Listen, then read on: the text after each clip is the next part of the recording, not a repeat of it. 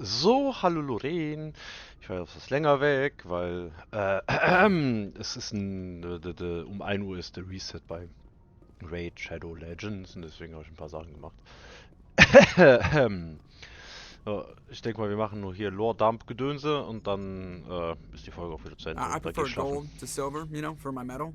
I figured you'd recommend me for one since I, pulled your boots out of the fire. Sicher, dass du es dir haben willst? If we present you with a medal, you'll end up sitting on stage listening to politicians make speeches for a couple of hours. Fun, fun. That's a good point. They'd probably make me shave, too. I spent the last 7 weeks working on this baby. No medal's worth that. So, Commander, why don't you tell me why you're really here? How's the Normandy performing? Is she everything they said she'd be? She's the best ship in the fleet. If you've got a pilot who knows how to handle her. Balance isn't what you'd expect. Takes a while to get used to that oversized drive core we got stuffed in the back, and her power can sneak up on you if you're not careful. The Normandy's probably too much ship for your average Alliance pilot, Commander. Lucky for you, I'm anything but average. I like to know my crew. Mind if I ask you a few questions? I can see where this is going. You did a background check. Das You want me top of my class in flight school? I earned that. All those commendations in my file, I earned every single one. Those weren't given to me. What are you talking? Oh, put the Normandy Yeah. in my hands, and I have to go. All right, see ya.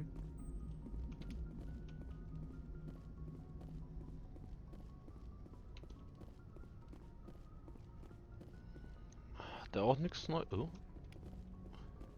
Yes, Commander? irgendwas Neues zu sagen? Ne? Carry on, Presley. Yes, sir.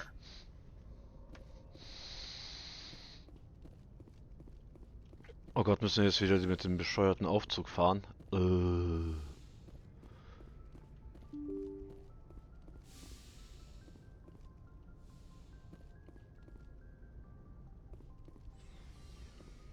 Ja, müssen wir. Egal. Aber ich vermute mal, die sagen jetzt was Neues wegen, Dingsbums. Der Mission. Yes, Commander? Is there something you need? Ne, okay. I should go. Die nicht. Goodbye, Dann Commander. wahrscheinlich nur unsere Crewmitglieder selber. Also die wir auf Missionen mitnehmen können.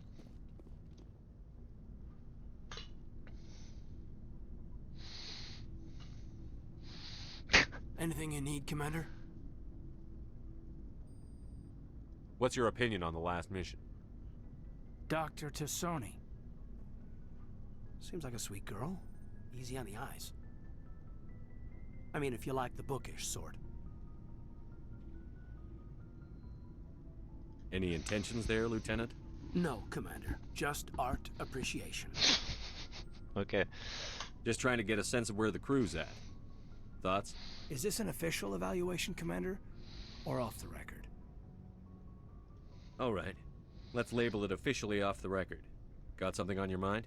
Straight up, there's something wrong with all of this. This Saren is looking for records on some kind of galactic extinction. But we can't get backup from the Council? Sorry, Commander. There's writing on the wall here, but someone isn't reading it. The Council doesn't want to believe anything's wrong. I'd call it human nature, but... I hear you. It just seems like a group that's been around as long as the Council should see this coming. Sorry if I got too informal. Protocol wasn't a big focus back in Bot. Tell me about it. Biotic acclimation and temperance didn't last past the airlock. To the kids they hauled in, it was brain camp. Sorry, hauled in is unkind. We were encouraged to commit to an evaluation of our abilities so an understanding of biotics could be compiled. There are worse results of accidental exposure to element zero in the womb. Beats the brain tumors some kids grew up with.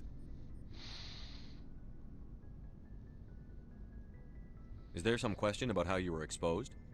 My mother was downwind of a transport crash.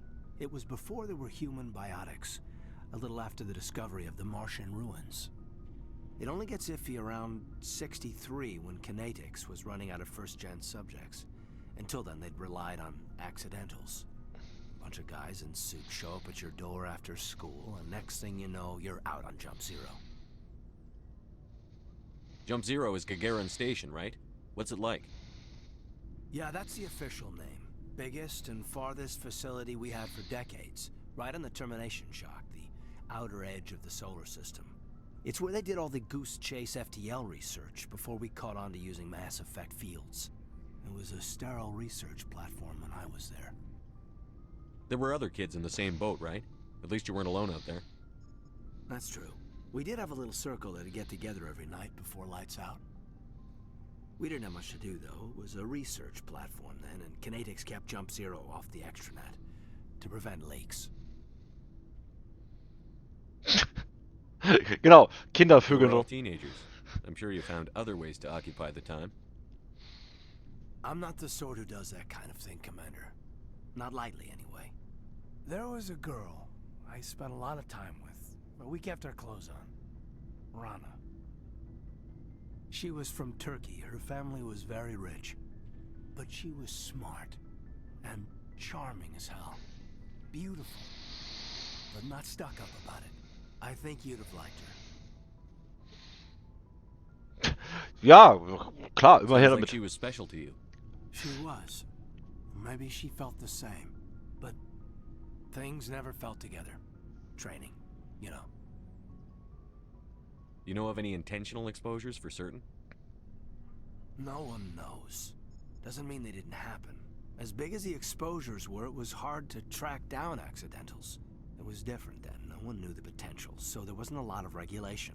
Anything Kinetics did was gold.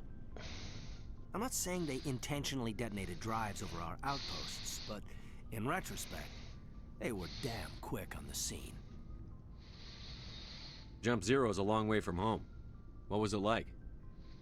The grand gateway to humanity looks a lot better in the vids. But that's my own baggage, Commander. No bearing on this. Alenko, there's no regulation that says you can't be friends with your commander. I appreciate that, Commander. I just don't want you to think that I'm a whiner. Besides, I've got my past squared away.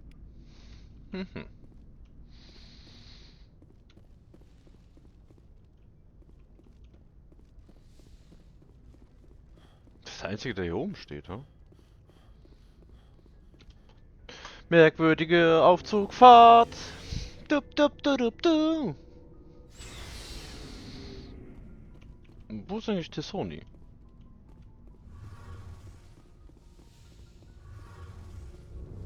Nicht hier. Hast du irgendwas zu sagen? Something I can do for you, Commander. Carry on, Adams. Aye, aye, Commander. Oh, hello, Shepard. Oh, Are you okay? I don't know. Your ship is amazing, and your crew's been really great to me, especially your chief engineer. But I just sort of feel out of place.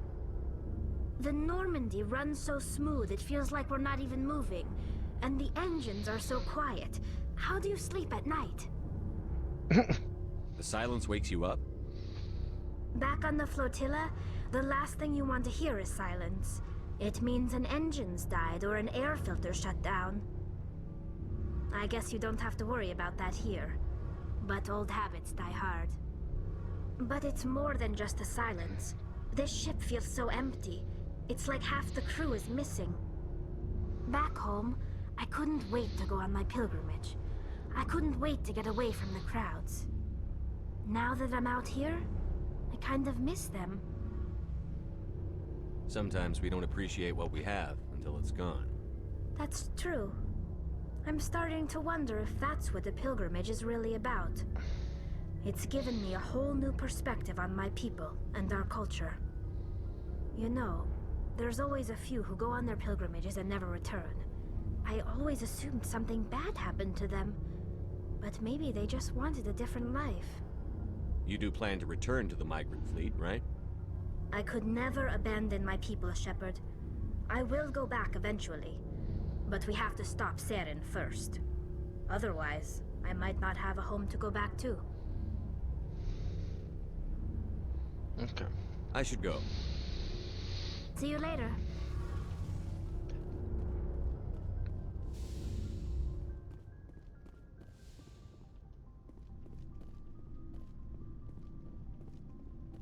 Commander, how are you? Why did you want to be a CSEC officer in the first place? That's a good question. There were several reasons, I guess. Like what? Probably the same as most officers. I wanted to fight injustice, wanted to help people. I guess my father had something to do with it, too. He was CSEC, one of the best. I grew up hearing about his accomplishments or seeing his picture on the vids after a big arrest. He's taking my resignation pretty hard. That's tough. But you'd think he'd be impressed you're going after Saren. My father's a CSEC man to the bone. Do things right or don't do them at all, he says. He thinks I'm being too rash, too impatient. He's worried I'll become just like Saren. He actually talked me out of becoming a Spectre when I was younger, for the same reasons. You were asked to be a Spectre? Well, I was targeted as a possible Spectre candidate. Me and about 1,000 other Turian military recruits. I could have received special training, but my father didn't like it. He despises the Spectres. He hates the idea of Was someone mit dem having Soul passiert? unlimited power with no accountability. He wouldn't like you, Commander. No offense. Oh, I okay. suppose I can understand his concern. You can. But Saren's not going to play by our rules, CSEC's rules. If you want to nail Saren, you need to send someone who isn't restricted by policies and procedures. Na, Just because you can break mm. the rules doesn't mean you should. I don't need to stoop to Saren's level to stop him. And neither do you, Garrus. I see what you mean, but I'll think about it. Thanks, Commander. Oh, kein Problem. So, we've got Saren on the run. Haben wir It das? won't be long now. Saren's good, but I'm better. Arrogant. Good. He's rotten. To the core. I could tell as soon as I met him. Oh. Why didn't you tell me this sooner? I would've if I thought it was important. I think I'd like to hear about it just the same. This was a while ago. A bunch of mercs were bragging about a job out near the edges of the Terminus systems. They said it paid well and the boss was never around to ride them. They said he was looking for more men, too. So I checked it out. I didn't know Saren was openly recruiting mercs. It wasn't that open, and he only showed his face once. We'd been raiding ships in the area for months when we took out this massive cargo freighter. Our biggest haul yet. I was on board checking bodies for valuables, looking for some extra credits. That's when I saw him.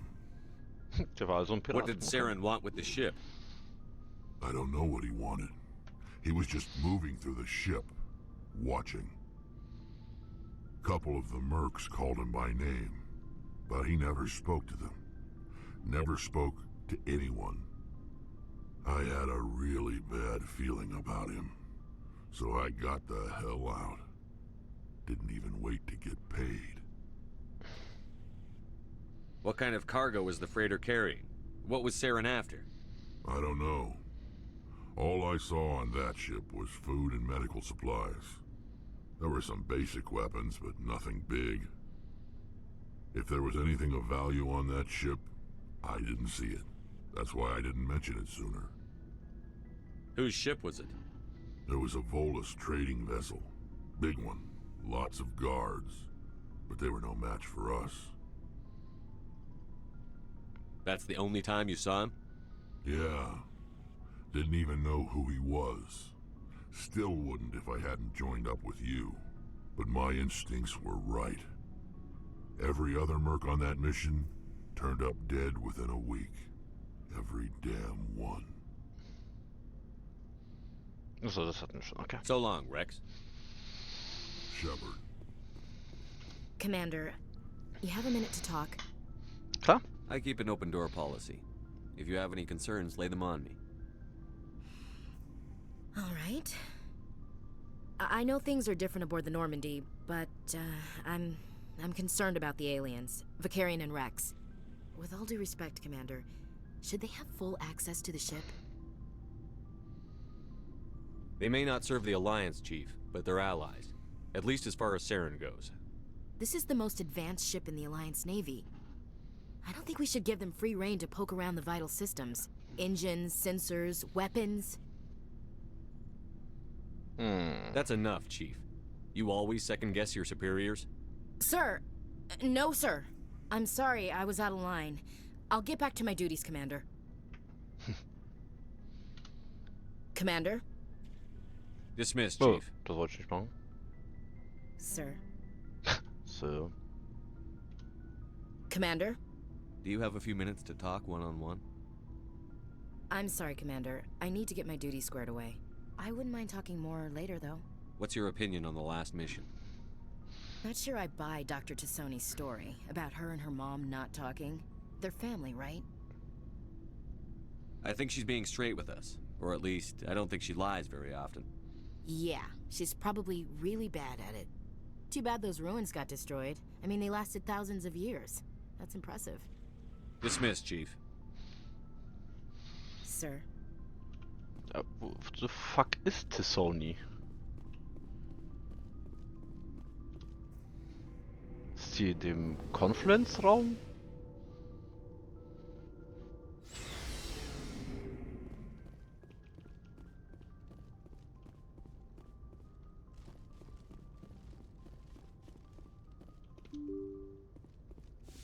Na komm.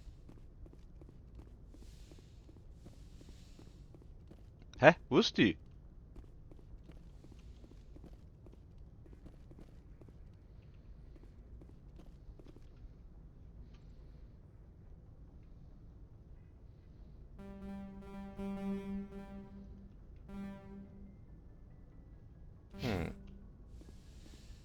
Sie ist nicht da. Hä?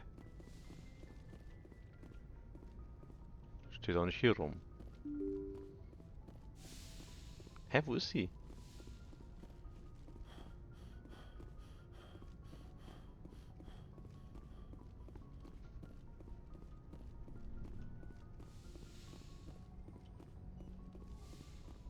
Ich sag mir nicht, dass sie hier hinten sitzt. Na doch.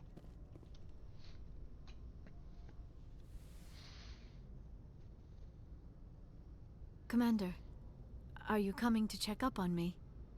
No. Yep. You look much better. How are you feeling? Dr. Chakwas assures me I am going to be fine. I was impressed with her knowledge of Asari physiology. You're in good hands. Dr. Chakwas knows what she's doing. I never properly thanked you for saving me from the Geth, Commander. If you hadn't shown up, I'm just glad we got there in time. So am I. I know you took a chance bringing me aboard this ship.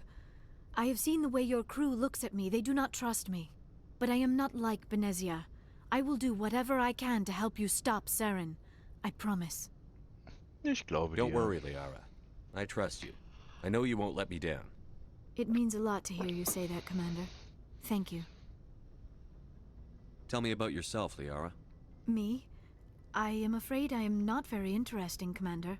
I spend most of my time on remote digs, unearthing mundane items buried in long-forgotten Prothean ruins. You must enjoy something about it. I love my work. Seeking out history's lost secrets has a special appeal for me. You were actually touched by working Prothean technology. That is why I find you so fascinating, Commander. Sounds like you want to dissect me in a lab somewhere. What? No! I did not mean to insinuate. I never meant to offend you, Shepard. I only meant that you would be an interesting specimen for an in-depth study. No, that's even worse. Calm down, Liara. I was only joking. Joking? Oh, by the goddess, how could I be so dense? You must think I am a complete and utter fool. Now you know why I prefer to spend my time in the field with data disks and computers. I always seem to say something embarrassing around other people. Please, just pretend this conversation never happened. Do you know why Benezia joined up with Saren? I don't understand it. She was always outspoken about the need for the Asari to become more involved in shaping galactic events. Maybe she thought allying herself with Saren would somehow be for the greater good in the long run. At least I hope so. This hurts you, doesn't it? None of this makes any sense to me. I have not spoken to Benezia in many years, but I know her, and this was not like her. Something changed.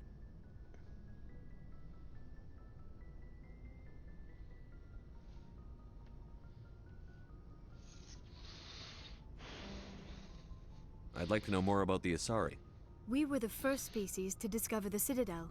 We were instrumental in forming the Council, and we always strive to be the voice of peaceful cooperation in galactic disputes.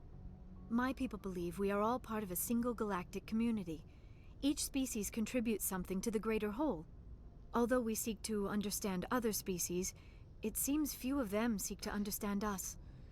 The galaxy is filled with rumors and misinformation about my people.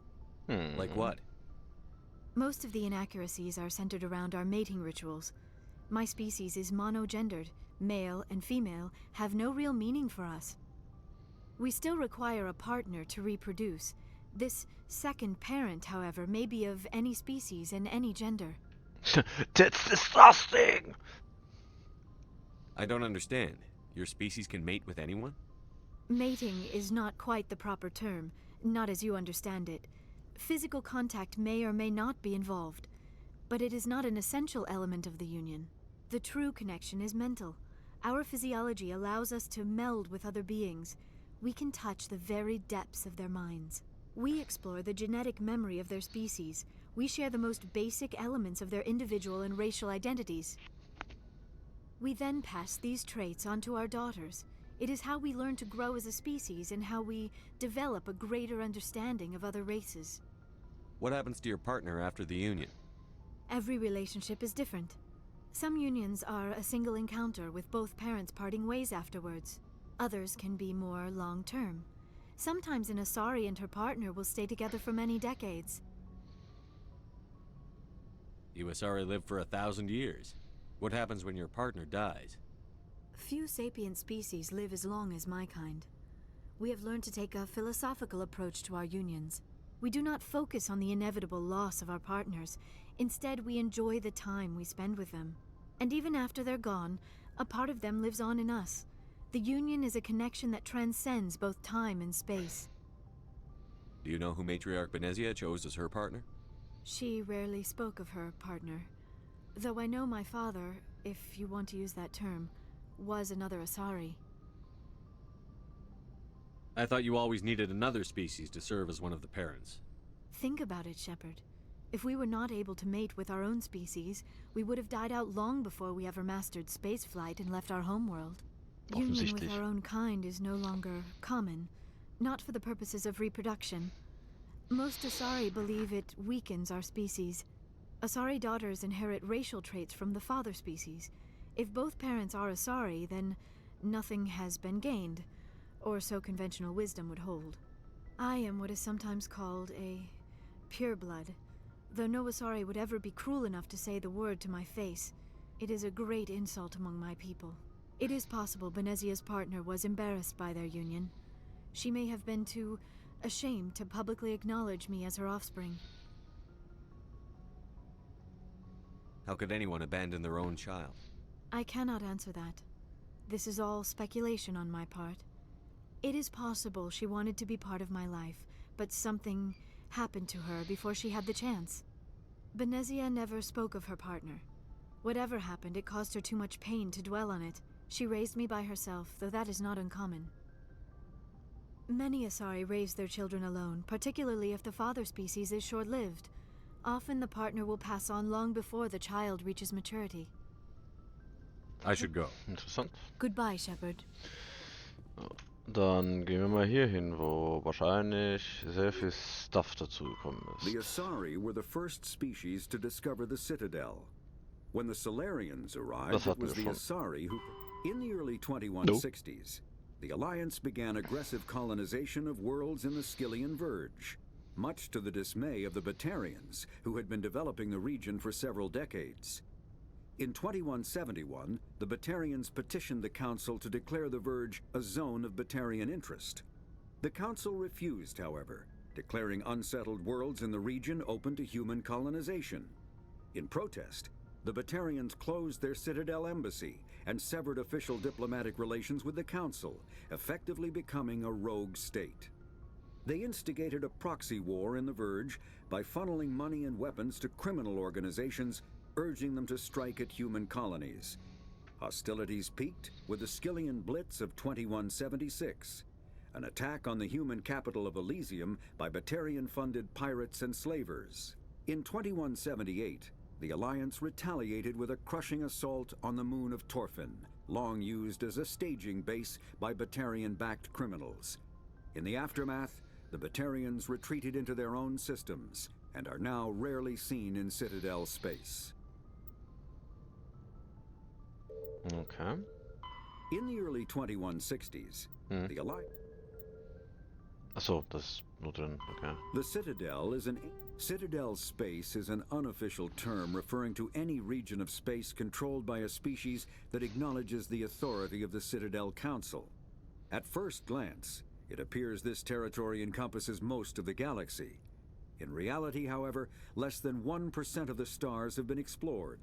Even Mass Effect FTL drive is slow relative to the volume of the galaxy. Empty space and systems without suitable drive discharge sites are barriers to exploration. Only the mass relays allow ships to jump hundreds of light years in an instant, the key to expanding across an otherwise impassable galaxy. Whenever a new relay is activated, the destination system is rapidly developed. From that hub, FTL drive is used to expand to nearby star clusters. The result is a number of densely developed clusters, thinly spread across the vast expanse of space, connected by the mass relay network. Pharos is a habitable world in the Attican Beta Cluster. 2/3 of the habitable surface is covered with the ruins of a crumbling Prothean megatropolis. In the millennia since the Prothean extinction, the ruins have been repeatedly picked over by looters many times. Pharos was considered a poor prospect for colonization, as little open ground remains for agriculture. The only sizable freshwater sources are the poles, which are tapped by the decaying Prothean aqueduct systems. The dead cities, while in good condition considering their antiquity, are of uncertain stability. Ground level is congested by a dozen meters of fallen debris, and the air is fouled by dust. In 2178, the Human Exogeny Corporation announced its intention to place a permanent colony on Pharos to thoroughly explore the ruins. The pioneer settlement was placed on the upper levels of several intact skyscrapers, using the surviving Prothean aqueducts and rooftop hydroponic gardens to support the population. Noveria is a cool, rocky world with most of its hydrosphere locked up in massive glaciers. A privately chartered colony world, the planet is owned by the Noveria Development Corporation Holding Company. The NDC is funded by investment capital from 24 high-technology development firms and administrated by an executive board representing their interests. The investors built remote hot labs in isolated locations across Noveria's surface. These facilities are used for research too dangerous or controversial to be performed elsewhere, as Noveria is technically not part of Citadel space and therefore exempt from Council law. By special arrangement, Citadel's special tactics and reconnaissance agents have been granted extraterritorial privileges, but it remains to be seen how committed the Executive Board is to that principle.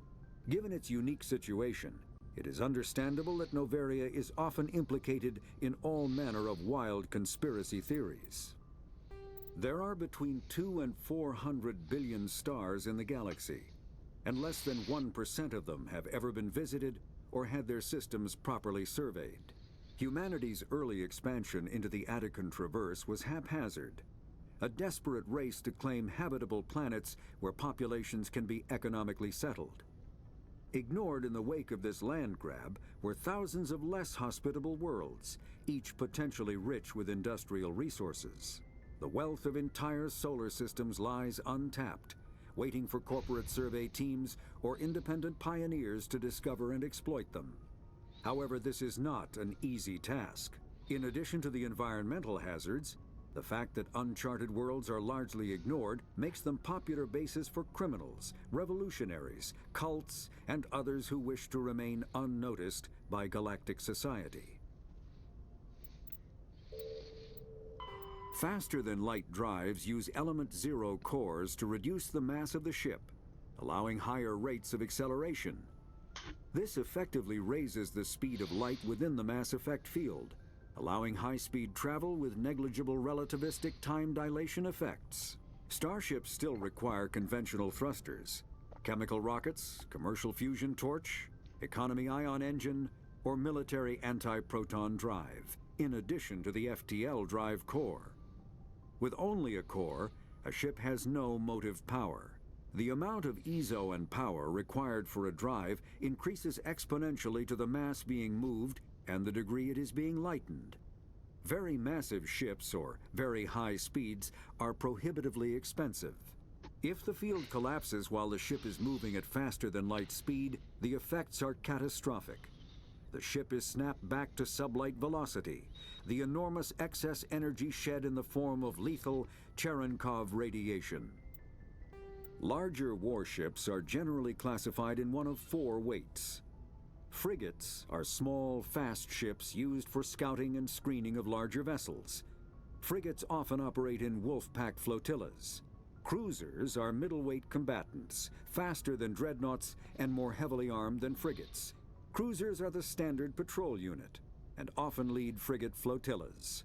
Dreadnoughts are kilometer-long capital ships mounting heavy, long-range firepower.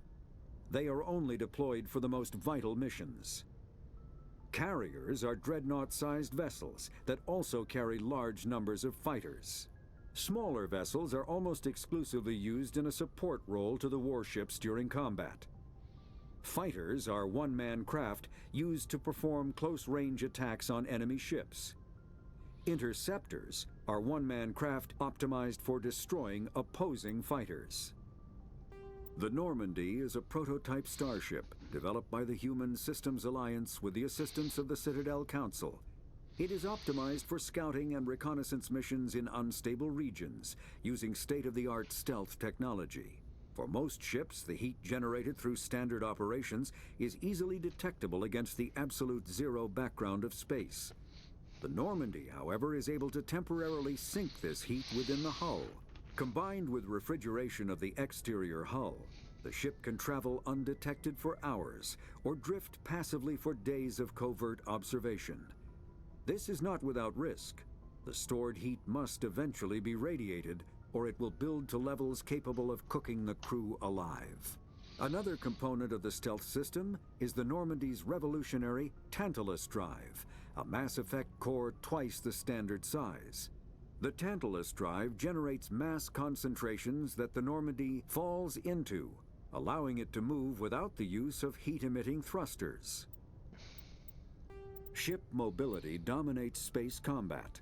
The primary objective is to align the mass accelerator along the bow with the opposing vessel's broadside. Battles typically play out as artillery duels, fought at ranges measured in thousands of kilometers, though assaults through defended mass relays often occur at knife fight ranges, as close as a few dozen kilometers. Most ship-to-ship engagements are skirmishes between patrol vessels of cruiser weight and below, with dreadnoughts and carriers only deployed in full-scale fleet actions. Battles in open space are short and often inconclusive, as the weaker opponent typically disengages. Once a ship enters FTL flight, the combat is effectively over. There are no sensors capable of tracking them or weapons capable of damaging them. The only way to guarantee an enemy will stand and fight is to attack a location they have a vested interest in, such as a settled world or a strategically important mass relay.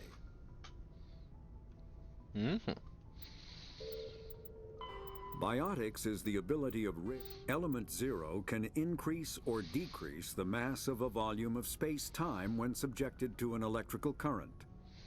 With a positive current, mass is increased. With a negative current, mass is decreased. The stronger the current, the greater the magnitude of the dark energy mass effect. In space, low-mass fields allow FTL travel and inexpensive surface-to-orbit transit.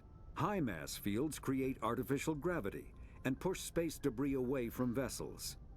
In manufacturing, low-mass fields permit the creation of evenly blended alloys, while high-mass compaction creates dense, sturdy construction materials. The military makes extensive use of mobility-enhancing technologies, with mass effect utilizing fighting vehicles standard frontline issue in most military forces. Mass effect fields are also essential in the creation of kinetic barriers or shields to protect against enemy fire. Omni-tools are handheld devices that combine a computer microframe, sensor analysis pack, and manufacturing fabricator. Versatile and reliable, an Omni-tool can be used to analyze and adjust the functionality of most standard equipment, including weapons and armor, from a distance. The fabrication module can rapidly assemble small three-dimensional objects from common reusable industrial plastics, ceramics, and light alloys. This allows for field repairs and modifications to most standard items, as well as the reuse of salvaged equipment. Omni-tools are standard issue for soldiers and first-in colonists. Mhm.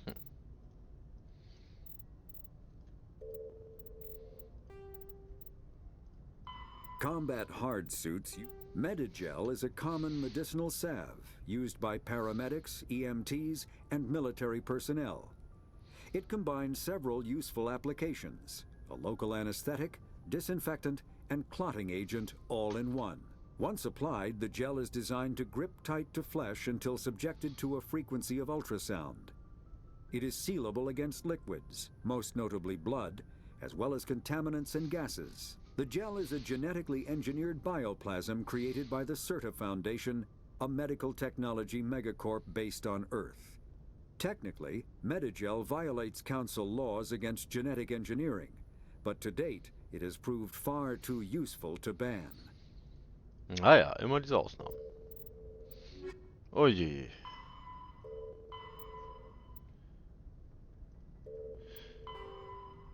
Oh. Na ja, gut. Machen wir mal so, ne? Because of their long lifespan, Asari tend to have long view, not common in other races. When they encounter new species or situation, the Asari are more comfortable with an extended period of passive observation and study than immediate action. They are unfazed that some of the investments or decisions may not pay off for decades or centuries. Matriarchs can seem to make incomprehensible decisions, but their insight is evident when their carefully laid plans come to fruition. In interstellar relations, this long view manifests in an unspoken policy of centrism. The Asari instinctively seek to maintain stable balance of economic, political and military power. Traditionally, Asari spread their influence through cultural domination and intellectual superiority. They invite new species of advanced development to join the galactic community, knowing that their ideals and beliefs will inevitably influence existing culture. Ich kann das Wort nicht aussprechen. Fuck off. Turians. While Turians are individuals with personal desires, their instinct is to equate the self with the group and set aside personal desires for the good of all. Turians are thought to have strong sense of personal accountability, the Turian honor that other races find so remarkable. Turians are thought to own every decision they make, good or ill. The worst sin they can make in the eyes of the people is to lie about their own actions. Turians who murder will try to get away with it, but if directly questioned, most will confess the crime. Turians have a strong inclination towards public service and self-sacrifice, so they tend to be poor entrepreneurs. To compensate, they accepted the mercantile Volus as a client race, offering protection in exchange for their fiscal expertise. The Turian military is the center of the society. It is not just an armed force, it is an all-encompassing public works organization. The military police are also the civic police. The fire brigade serves the civilian population as well as military facilities. The corps of engineers builds and maintains spaceports, schools, water purification plants and power stations. The merchants marine ensures that all worlds get needed resources. Turians military doctrine wahrscheinlich. Although they lack the brutality of the Krogan, the skill of the Asari and the virtuosity of the humans, the Turian military has formidable discipline. Officers and NCOs are lifers with years of field experience, enlisted personnel and thoroughly trained and stay calm under fire. Turian units don't break, even if the entire line collapses. They fall back in order, setting ambushes as they go. A popular saying holds, you will only see Turian back once he is dead. Boot camp begins on the 15th birthday. Soldiers receive a year of training before assigned to a field unit. Officers train for even longer. Most serve until the age of 30, at which point they become part of the reserves. Even if they suffer injuries preventing frontline service, most do support work behind the lines. Biotics are uncommon. While admired for their exacting skills, biotics' motives are not always fully trusted by the common soldier. The Turian prefer to assign their biotics to specialized teams called cabals.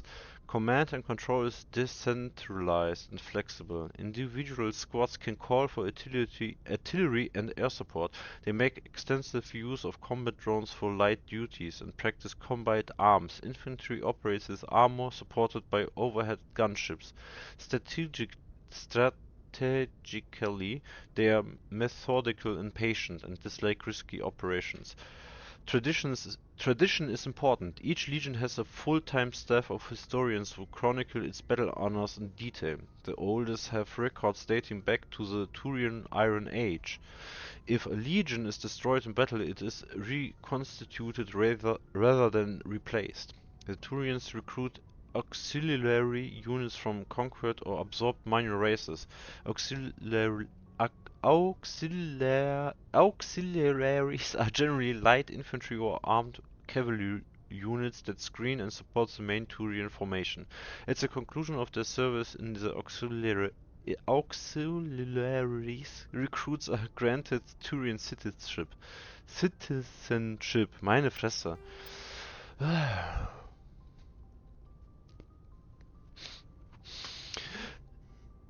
At about the time the Salarians and Asari were forming the council, the Turians were embroiled in a bitter civil war. The Unification War, as it was later named, began with hostilities between the colonies furthest from the Turian homeworld, Palawan. These colonies were run by local chieftains, many of whom had distanced themselves from the hierarchy. Without the galvanizing influence of the government, the colonies became increasingly isolated and xenophobic. Colonists began wearing emblems or facial markings to differentiate themselves from members of other colonies, and open hostilities became common. When the war finally broke out, the hierarchy maintained strict diplomacy and refused to get involved. After several years of fighting, less than a dozen factions remained, and the hierarchy finally intervened. By that time, the chieftains were too weak to resist. They were forced to put an end to fighting and renew their allegiance to the hierarchy. Though peace was restored, it took several decades for animosity between colonists to fade completely. To this day, most Turians still wear the facial markings of their home colonies. As a point of interest, the Turian term barefaced refers to one who is beguiling or not be trusted. It is also a slang term for politicians.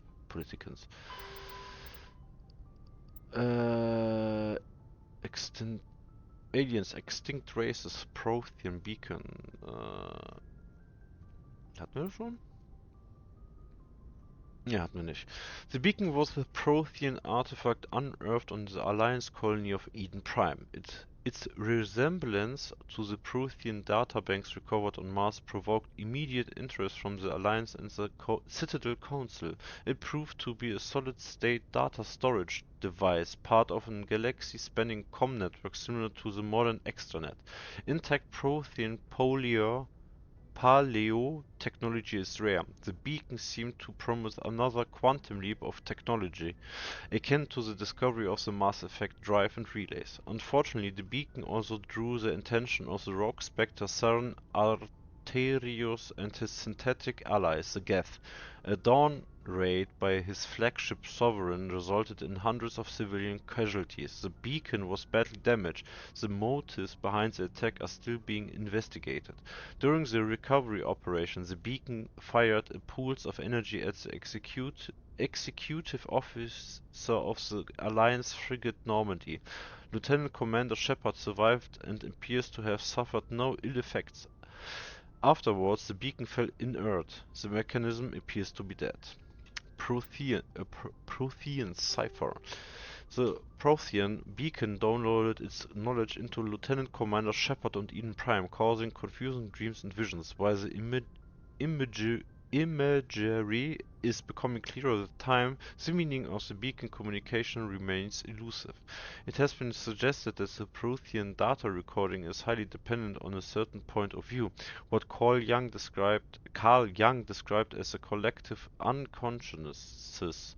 The cipher needed to comprehend the images implanted in Shepard's mind is the cultural knowledge of a Prothean. The archetypes, biological instincts and common experiences universal to the race. Since the Protheans have been dead for millennia, it may be impossible to acquire this cipher.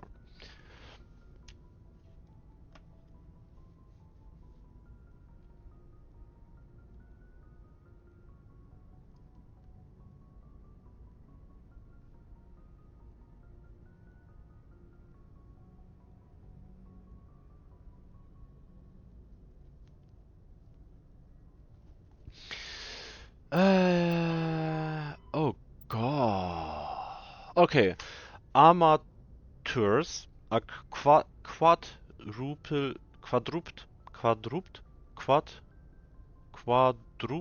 all-terrain heavy weapons platforms akin to the armored fighting vehicles of other races. GEF being synthetic intelligence, armatures are not crude vehicles, but intelligent entities capable of independent decision-making and learning.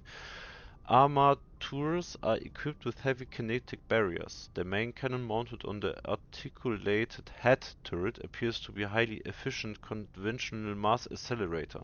It is capable of firing in anti-personnel and anti-tank modes. Some armatures carry drones into battle, presumably for reconnaissance purposes. Others host a swarm of insect-sized repair microbots. Geth hoppers. The Geth models collectively duped hoppers by Alliance forces are electronic warfare platforms. They can project electronic radiation across a broad spectrum as an offensive weapon. They can also perform cyber warfare attack against the onboard computers of body armor, hard suits and weapons, adversely affecting their performance. The structures of hopper consist of an advanced and highly elastic artificial muscle material. This allows a hopper to compress its entire body for powerful leaps. Hoppers also have thousands of molecule-scale barbs on the surface of their hands and feet, which are used to cling to walls and ceilings. Hoppers are very difficult targets, leaping from one surface to another in rapid successions. The Quarians have no record of any Geth models similar to hoppers. This new morphotype must have been developed over the last 300 years by the Geth themselves. This is troubling proof that the Geth are continuing to move towards technological singularity. Experts in synthetic life are intrigued that the hoppers appears to be even more organic than the baseline Geth. The identified subtype of hoppers have been codenamed Zephyr, Stalker and Ghost. Krogan Genophage. The Genophage bioweapon was created to end the Krogan rebellions. From the start, the Krogan had overwhelmed the Council. Only timely first contact with the Turians saved the Council races. The Turians fought the Krogans to a standstill, but sheer weight of Krogan numbers indicated the war could not be won through conventional means. Turians collaborated with the Salarians to genetically engineer a counter to the rapid breeding of the Krogan.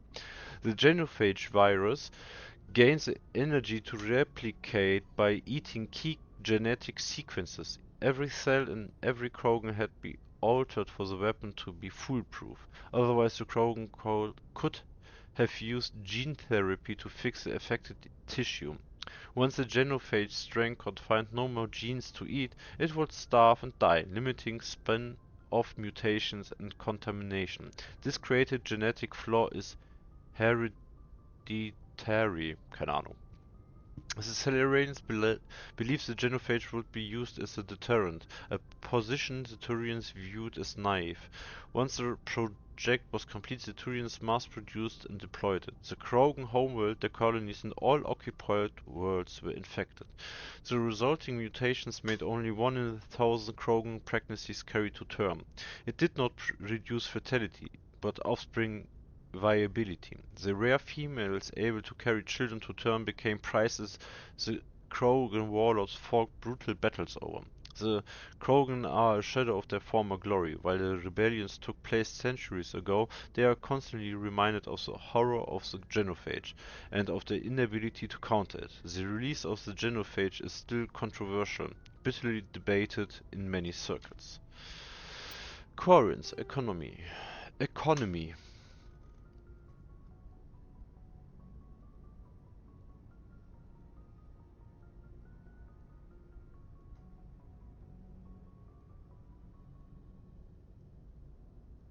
Scheiße, das wollte ich nicht.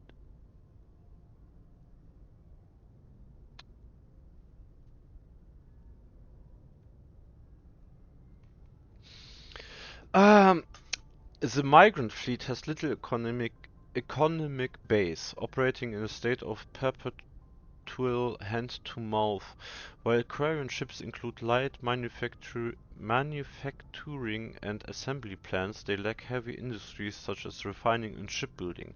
The fleet has tankers for water purification and oxygen cracking, but the space-intensive nature of agriculture limits food production. A single disaster could destroy the fragile balance. The Aquarians earn income in creative ways, because the government is obliged to provide food, water, air, and medical support for every individual. The Conclave strategically determines the course of the fleet to bring in resources and income. A species who suspects the migrant fleet is heading towards their space often offers a gift of surplus starships, fuel, and resources to convince the Conclave to alter course.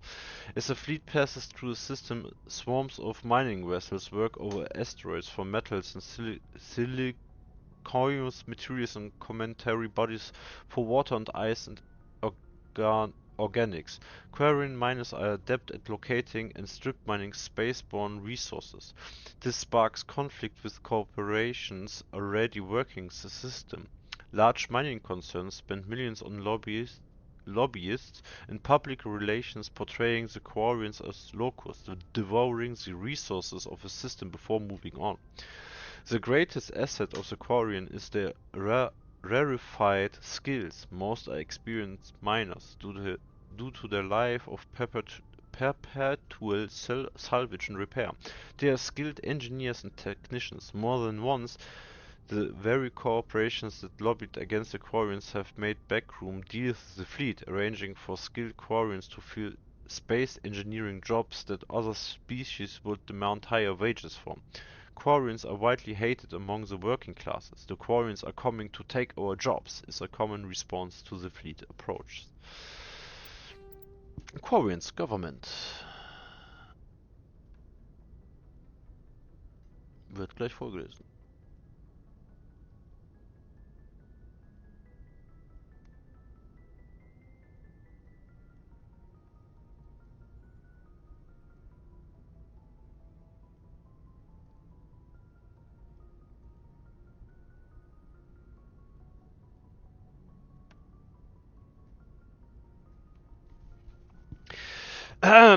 Due to the Quarians' precarious existence and the need to enforce strict rationing, government is somewhat autocratic. The migrant fleet's operations are directed by the Admiralty. A board of 5 military officers were advised by a legislative body called the Conclave.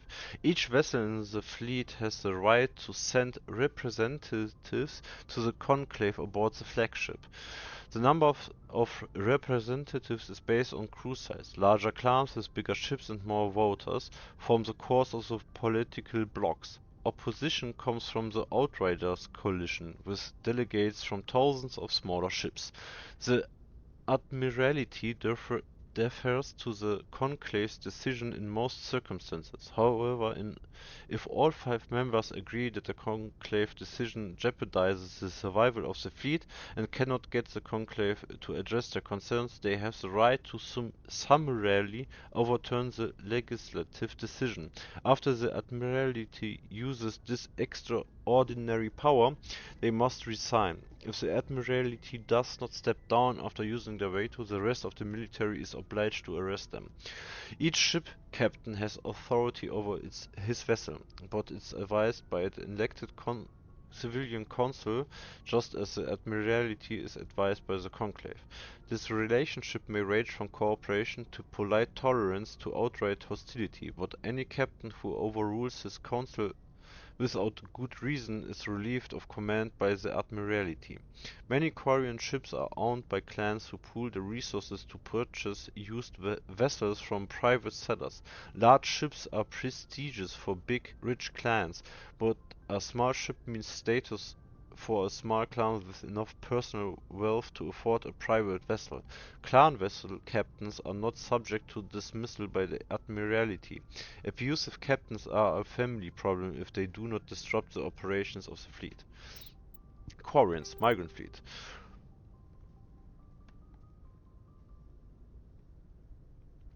Lese ich gleich vor.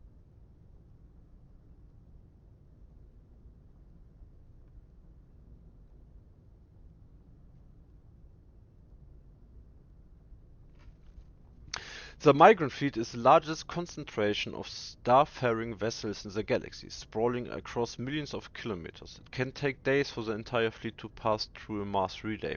When the Quarians fled their homeworld, the fleet was mostly a motley aggregation of freighters, shuttles, industrial vessels and the odd warship. After 3 centuries, all have been modified to support larger crews and comfortable as possible. As the Quarians achieved stability, they began weeding out the ships least suitable for long-term habitation, selling them and pooling the money to buy larger and more space-worthy hulls. This process is ongoing as vessels wear out and break down. While some ships enjoy dedicated cabins with full privacy and sanitary facilities, many more are former freighters with cargo bays and containers are pressurized and divided into family spaces using simple metal cubicle bulkheads. The Quarians enliven these austere spaces with colorful quilts and tapestries, which also help muffle sound. The day-to-day operations of the fleet, traffic control, station keeping, supply distribution and so on, are under military jurisdiction. Though ship captains have the authority to deviate from the assigned position and may leave the fleet at any time, they are assumed to do so at their own risk. As the Migrant Fleet moves around the galaxy, many ships split off to pursue individual goals, returning days or years later. Humanity and the System Alliance.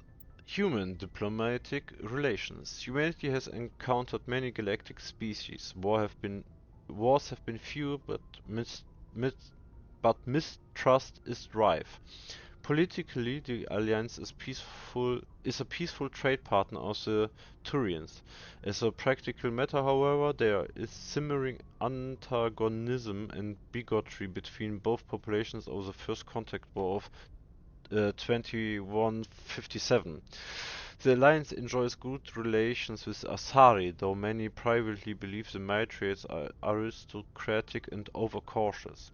Though humans know better than to unconditionally trust any Salarian, their shared restless, reckless ways make them natural allies against the conservative Turians and Asaris. The Krogan have no unified government, but individuals are generally treated as potential criminals, a reputation most Krogan enjoy living down to. The Alliance has no formal contact with the Quarians. The migrant fleet has not yet passed through any human-settled systems. The Batarians are rivals for control of the Skyllian Verge. They have severed their treaties with the Citadel to prosecute a colonial conflict against the Alliance. Officially, there is no war, but neither is there any peace. System Alliance Geological Survey. As the human race expands its territory and raises the general standard of living, demand for industrial resources continues to grow. Many planets, moons and asteroids contain a wealth of resources, but many systems have barely been charted, let alone thoroughly surveyed.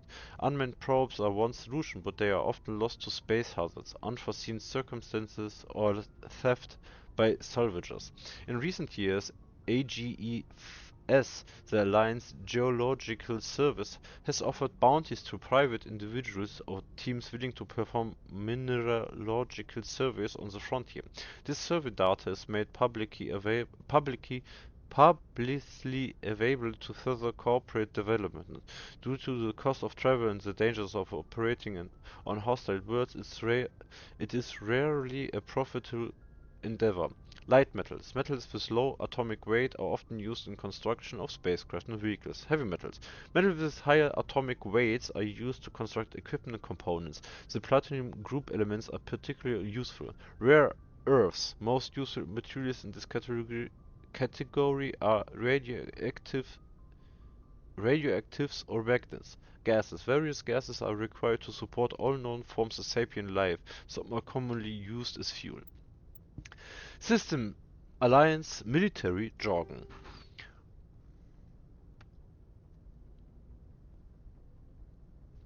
Wird gleich vorgelesen.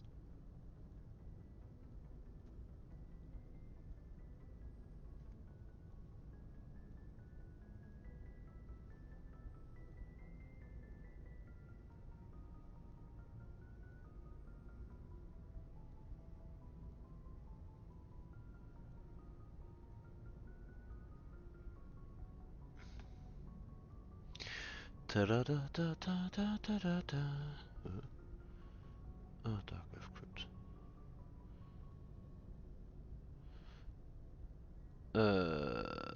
Was soll ich machen? Ah ja, da.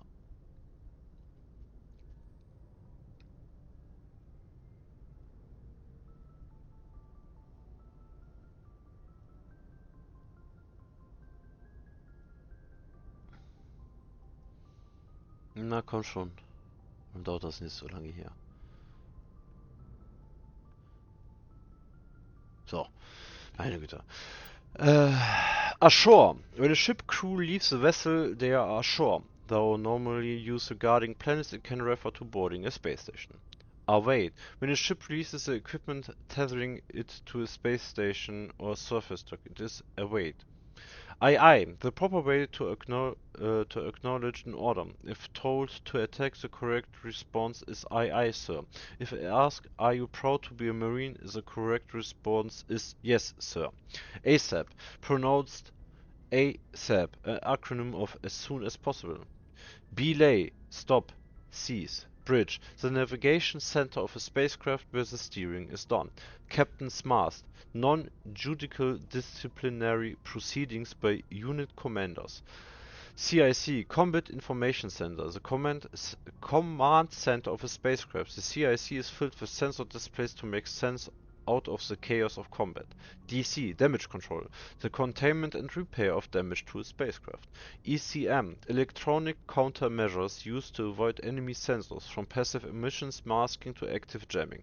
EVA, Extravehicular Activity, time spent in a pressure suit outside of a vehicle, spacecraft or station. Flank, the flank is the site of a military formation. Since the soldiers are faced elsewhere, an enemy that can attack on the flank can often turn it or roll it up. FNG, Freaking, New guys, a derisive term for inexperienced personnel. Groundsight, the surface of a planet. Helmsman, the crew member who pilots a spacecraft. LADAR, light amplified detection and ranging, an active sensor that bounces lasers off an object to determine its bearing and distance. LADAR has sufficient resolution that the data can be reconstructed into an image. Shore party. Spacecraft crew sent ashore on official business. Silent running. An old submarine term used aboard the Normandy to denote when stealth systems are active. SITREP. Abbreviation of Situation Report. An evaluation of the current military situation. Spacer. Someone who has spent most of their life in space. XO. Executive officer. The second in command of an Alliance warship. The XO is responsible for administrative and personal matters. System Alliance, military ranks. The Alliance uses a modified version of the ranking system that has been used for hundreds of years. Soldiers are classified into rank and file enlisted personnel, experienced non-commissioned officers, NCOs, and specially trained officers. The divide between naval personnel and ground forces, Marines, is small. Ground units are a specialized branch of the fleet, just as fighter squadrons are. This unit of command is imposed by the futility of fighting without control of orbit. Without the Navy, any army is pointless. The Marines, as a matter of pride, maintain some of the traditional rank titles. For example, Marines have privates and corporals instead of servicemen.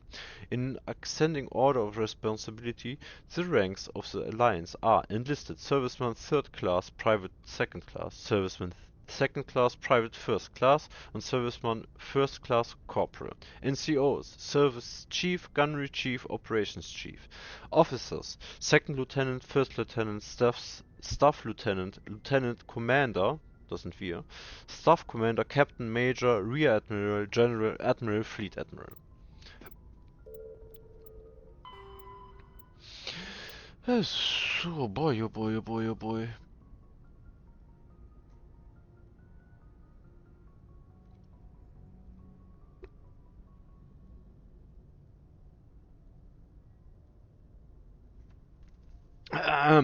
Arcturus Station is a gateway to Sol, a 5-kilometer diameter stand-for Taurus-type space station. It's a trailing long-range point of the gas giant Themis.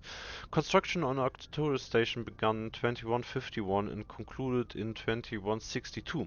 It was inaugurated in 2156 and has served as the military and political headquarters of the System Alliance from the First Contact War until present. When humanity activated the Charon Mars Relay in 2149, it led to Arcturus. 36 light-years from Sol. Earth-Sun. Arcturus is the 3rd brightest star seen from Earth. It is an ancient red giant from the generation born before Sol. Its worlds are either gas giants or ice chunks. While some rocky debris exists, the metal content is 25% lower than normal. To build Arcturus Station, metallic asteroids were towed through the Mars Relay to the construction site. Many of these asteroids remain near the station. They mined out areas home to transient populations.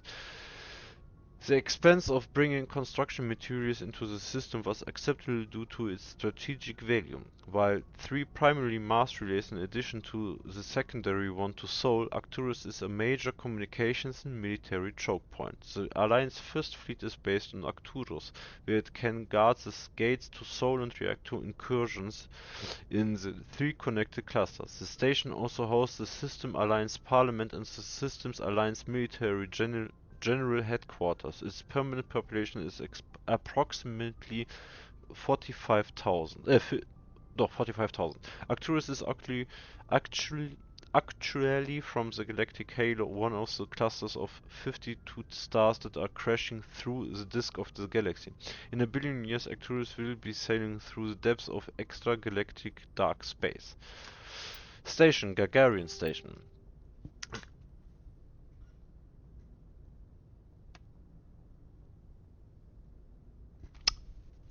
Gagarin Station is the largest deep space station built by humanity, a Bernal sphere design with 500-meter diameter habitable area.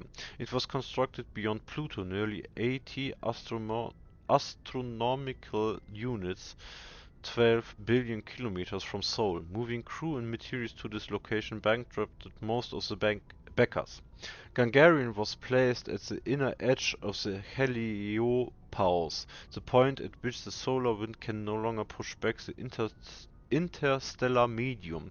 It was built to test a number of faster-than-light drive principles that theoretically could only occur in interstellar space. The station was nicknamed Jump Zero, as it was intended to be the jumping off point for humanity's expansion into the galaxy. Shortly after the station was completed, the Prothean ruins were discovered en masse, rendering the entire effort moot.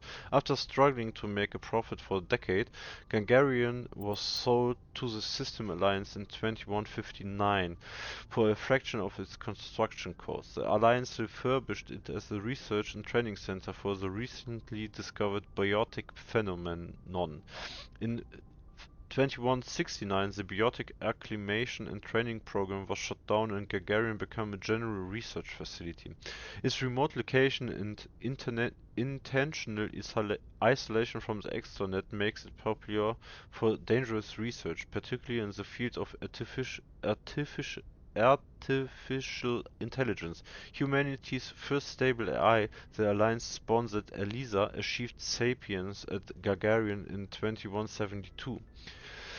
Today, Gagarin Station has a permanent population of approximately 9,000. A plan has been proposed to move it to the gravitationally stable barycenter point between Pluto and the Charon Relay, allowing it to serve as a gateway facility between the Sol and Arcturus systems. The high cost of safely moving its mass has delayed this indefinitely. Ships and vehicles.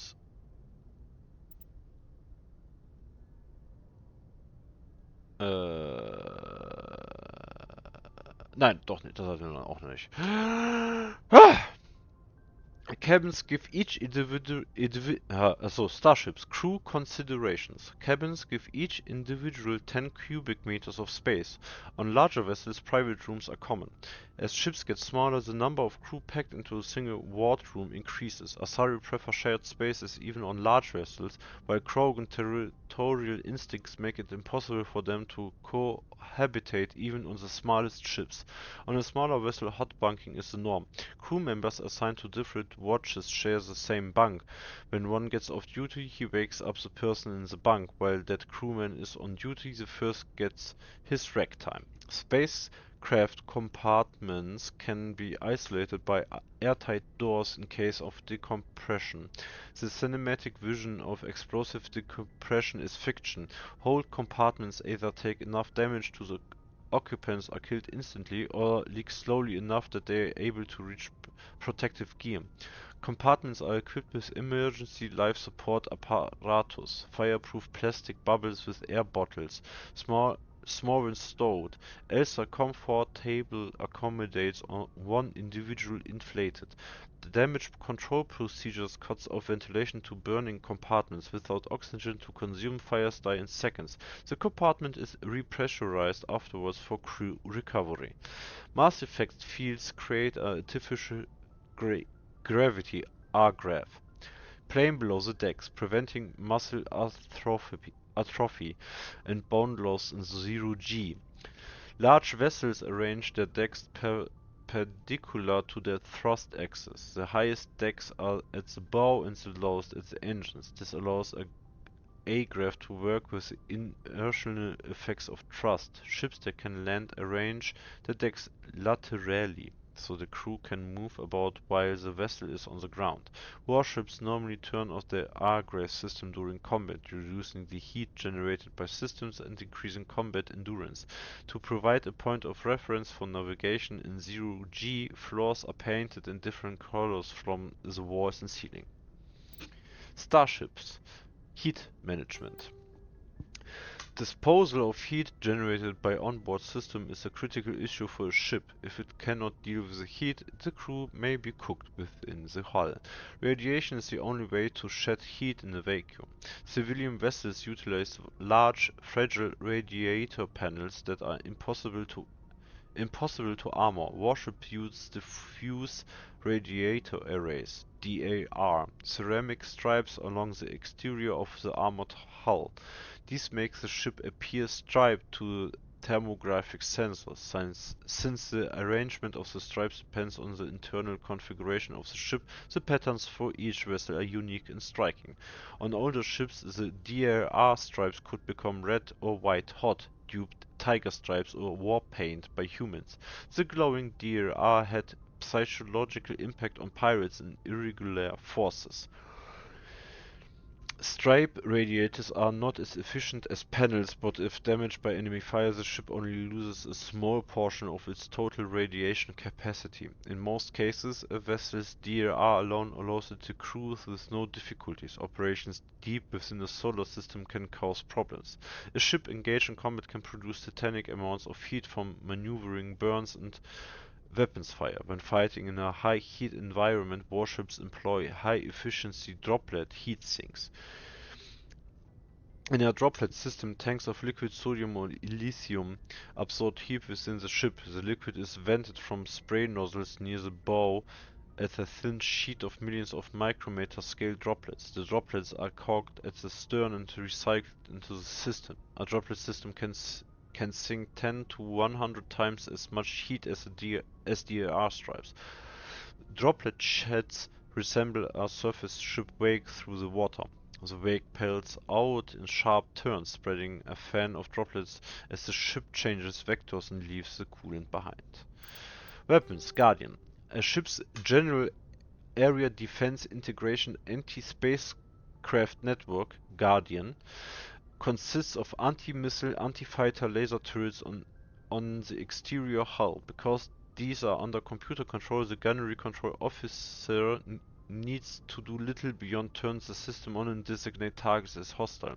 Since lasers move at light speed, they cannot be dodged by anything moving at non-relativistic speeds. Unless the beam is aimed poorly, it will always hit its target. In the early stages of a battle, the Guardian fire is 100% accurate. It is not 100% lethal, but it doesn't have to be. Damaged fighters must break off for repairs. Lasers are limited by diffraction. The beam spreads out, decreasing the energy density, watts per M2. The weapon can place on a target. Any high-powered laser is a short-range weapon. Guardian networks have another limitation: heat. Weapons-grade lasers require cooldown time, during which heat is transferred to sinks or radiators. As lasers fires, heat builds within them, reducing damage, range, and accuracy. Accuracy. Fighters attack in swarms. The first few will be hit by Guardian, but as battle continues, the effects of laser overheat allow the attackers to press ever closer to the ship. Constant use will burn out a laser. Guardian lasers typically operate in infrared frequencies. Shorter frequencies would offer superior stopping power and range, but degradation of focal arrays and mirrors would make them expensive to maintain, and most prefer mechanical reliability over bleeding-edge performance where lives are concerned. Salarians, however, use near ultraviolet frequency lasers with 6 times the range, believing that having additional time to shoot down incoming missiles is more important. Lasers are not blocked by the kinetic barriers of capital ships. However, the range of lasers limit their use to rare knife-fight range ship-to-ship combat.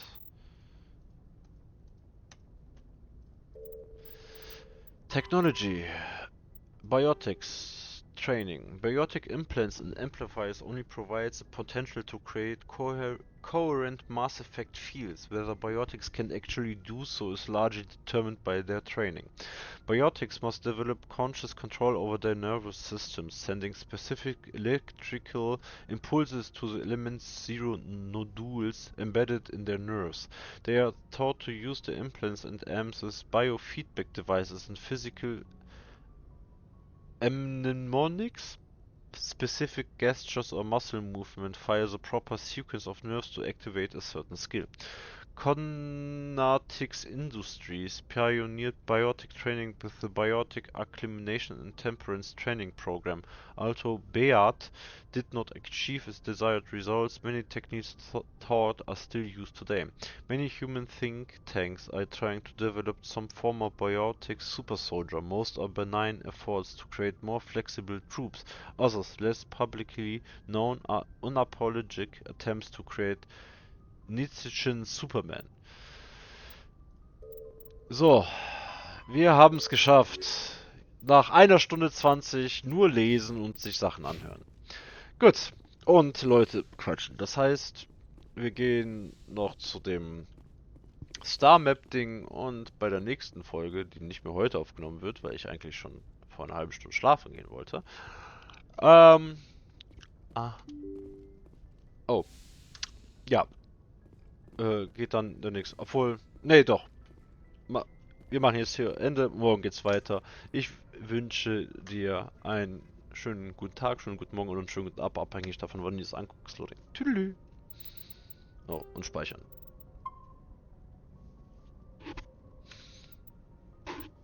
Da.